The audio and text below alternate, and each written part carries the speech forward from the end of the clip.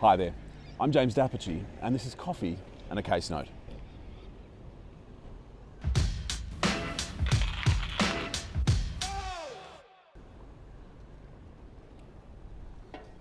Team, today we're having a think about security for costs applications. So we have a think about it. What if your client is sued by a corporation and that corporation is impecunious, doesn't have enough money? Well, your client might win. Your client might be entitled to a cost order as a result of that win, but the corporation who sued won't have any money to pay your client's cost order. So to get around this sort of risk, the court has a discretion in certain circumstances to order that security for costs be given. And today we are talking about a case where, to spoil the ending straight away, security for costs were ordered. So right now we've got a dispute, okay? Company kicks off proceedings. Apologies. It says it has an entitlement to payment pursuant to a license, right? There's some dispute about this and it is suing some natural persons. Now, what the natural persons say is we want some security for our costs. What the corporation says is, I, as the corporation, don't have any money, and so if you require me to pay security for costs, then you're going to stifle the proceedings, which is to say, if you need me to pay money right now, I don't have that money, and so if you say I can't go ahead without paying, then it's game over. Hope that makes sense. Sure it does.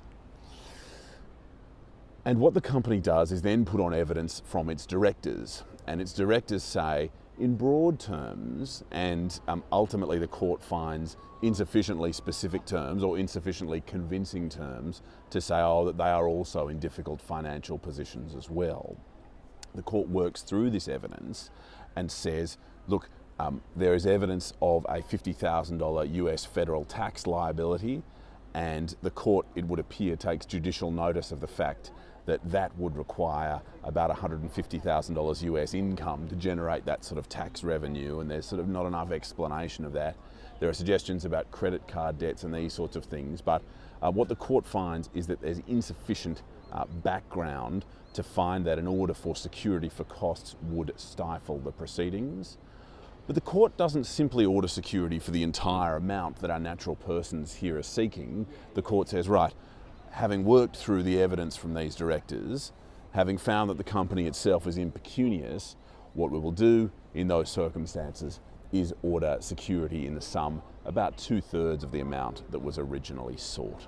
And so those are the orders that are ultimately made.